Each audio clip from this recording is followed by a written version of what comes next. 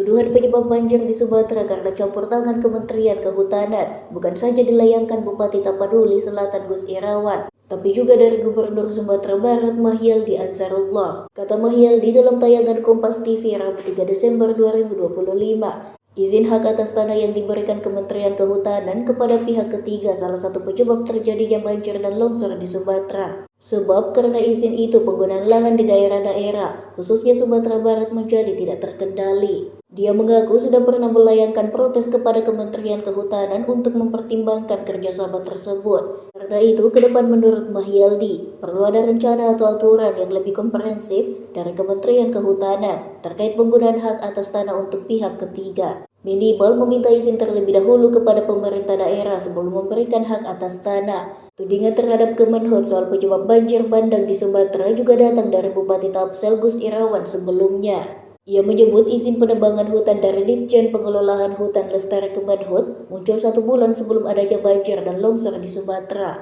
Dirjen Pengelolaan Hutan Lestari Laksmi Wijayanti sudah membantah tudingan tersebut. Sorotan mengarah pada Kementerian Kehutanan muncul setelah video gelondongan kayu terseret arus banjir bandang viral di media sosial. Tudingan penebangan liar memicu opini publik sehingga banjir parah terjadi di wilayah Sumatera.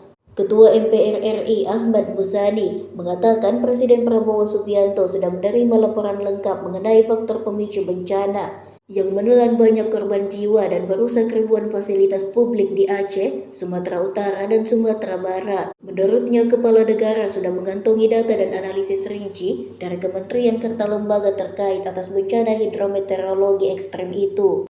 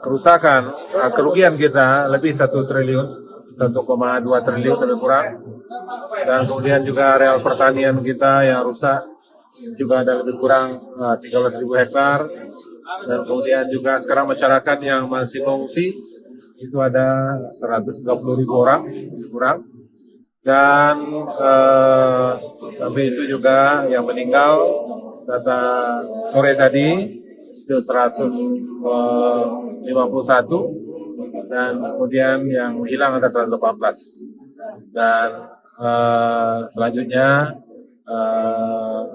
beberapa kerusakan infrastruktur sudah mulai dibenahi, roda 2 sudah bisa jalan, tetap nanti roda mobil pribadi, setelah itu nanti truk yang besar. Pertama sekali adalah akses yang menghubungkan kabupaten kota. Yang berat itu adalah Padang Panjang, kemudian Padang ke Agam. Mudah-mudahan insya Allah secara bertahap akan bisa kita tanggulangi sehingga ini akan bisa dilewati, dan mudah-mudahan direncanakan oleh balai jalan yaitu pada 1 bulan kerjaannya mudah-mudahan akan berjalan. Kalau sampai saat ini yang masih dalam pencarian itu ada 118 orang yang hilang, dan itu angka kematian nanti juga akan bertambah tentunya, dan pencarian tetap dilakukan. Yang terparah itu ada berapa daerah? Itu di Agam, itu ada di Malala, kemudian yang kedua ada di Selaras Air namanya, kemudian juga di Padang, Batu Busua dan Model Turun, dan kemudian perbatasan Padang Panjang dengan Batu Sangkar. Dan kemudian juga ada di Pasaman Barat. Jadi dan kemudian alhamdulillah malam tadi sudah bisa diakses semuanya sehingga distribusi barang-barang permakanan dan lain sebagainya. Kalau BBM Pak diperlakukan. BBM alhamdulillah dari Pertamina juga berangkat karena kita di backup juga dari provinsi Tangga, dari Riau, dari Jambi, dan kemudian juga dari lainnya. Dan kemudian yang masih agak berat sekarang adalah air minum, air bersih. Ini memang sehingga distribusinya itu melalui kendaraan karena memang PDAM kita belum berfungsi secara maksimal. Kalau total rumah yang ada di gedung sekolah. Total rumah yang terdampak itu lebih kurang 30.000. Kemudian termasuk juga sekolah, kemudian rumah sakit, dan kemudian juga irigasi kita, dan kemudian juga jembatan.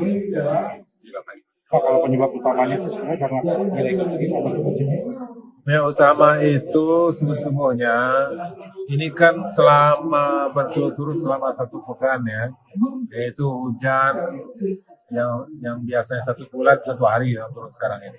Kalau dibayangkan itu hujan sampai 1 hari itu di atas 300 dan bahkan ada yang 800. Nah itu berjalan selama 1 pekan. Nah, maksud itu tentu ini saya tahan tanah sebelum berkurang, maka inilah kita longsoran.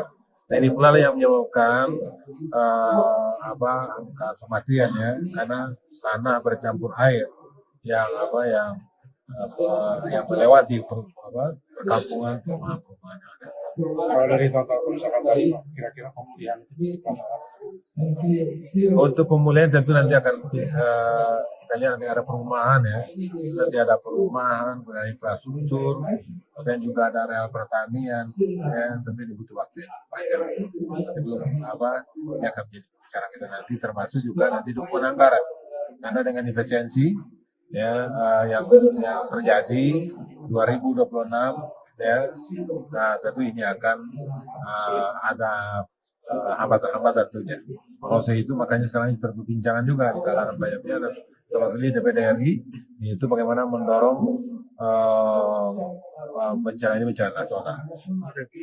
Bapak, untuk dari instruksi Pak Presiden sendiri fokusnya lebih seperti apa Pak tadi, pesan dari Pak Presiden? Iya, pesan Pak Presiden tadi kepada kita yaitu yang pertama sekali tentu penyelamatan kepada warga yang korban sekarang ini.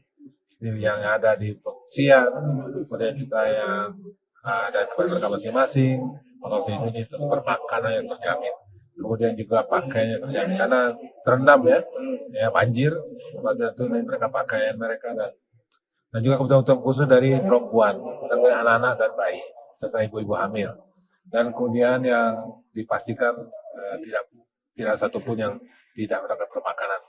Sehingga makanya distribusinya itu juga dilakukan melalui helikopter kepada daerah-daerah yang sebelumnya belum terakses. Dan kemudian setelah itu tentu bagaimana pembenahan ketersediaan listrik ya, dan air tadi. Nah ini juga beliau tekankan kebutuhan sekarang ini. Kemudian juga listrik. Alhamdulillah listrik sudah hidup 100%. Mudah-mudahan ini akan lebih lancar lagi selanjutnya. Nah, kemudian tentu selanjutnya kita bicara masalah infrastruktur, ya, jembatan, dan kemudian juga jalan, dan kemudian juga nanti perumahan. Karena memang ya jumlah yang terdampak juga sangat besar. Sekarang harus dibangun perumahan mereka yang usaha berat, usaha syariah, ataupun yang mungkin rumahnya itu sudah di bawah longsoran ya. Nah, kalau situ ini juga menjadi tugas kita untuk memetakan di mana daerah-daerah yang aman. Ya, nah, mungkin daerah yang sudah kena longsoran, sudah banjir hari ini, itu akan tetap bertahan di sana. Nah, kalau itu tentu kita siapkan lokasi-lokasi untuk pemindahan. Dan kita pun juga nanti akan memetakan mana daerah yang aman dan mana daerah rawan. Daerah rawan tentu adalah bagian yang tidak direkomendasikan untuk ada pembangunan di sana. Pak, soal status bencana nasional tadi yang Bapak sampaikan itu udah disampaikan belum ke Pak Presiden soal dorong usulan dari Itu adalah diskusi-diskusi dari perwakilan kita di DPR. DPR. Tapi kalau Buya sendiri mendorong bahwa pemerintah pusat menetapkan status bencana nasional. Ya, dalam situasi kondisi sekarang ini apalagi juga kaitan juga ini masalah hutan ya. Hutan itu kan ada di pusat. Perizinan apa di pusat. Maka saya itu saya kira tentu ini juga karena itu bukan satu provinsi ya. Sumatera Utara, kemudian Sumatera Barat, dan juga daerah lain. Nah, maka saya itu ya juga sekarang menjadi diskusi yang banyak kaitan dengan illegal logging ya. Nah, tentu barangkali mungkin ini perlu evaluasi dari pusat tentunya dari kementerian. Nah, kita pun juga di daerah juga merasa bahwasanya ada seseorang yang memang punya tanah, punya hutan sendiri yang punya sertifikat itu misalnya, dan kemudian itu mereka dengan leluasa untuk bersama dengan pihak ketiga. Nah, ini yang kadang-kadang tidak terawasi, tidak terkontrol. Nah, itu makanya kemarin di Mentawai itu Satgas PKH turun langsung untuk bagaimana untuk pengendalian itu. Nah, saya kira barangkali termasuk juga hal yang lain. Ini perlu ada sikap dan kebijakan dari pusat tentunya. Download Tribun X sekarang, menghadirkan lokal menjadi Indonesia.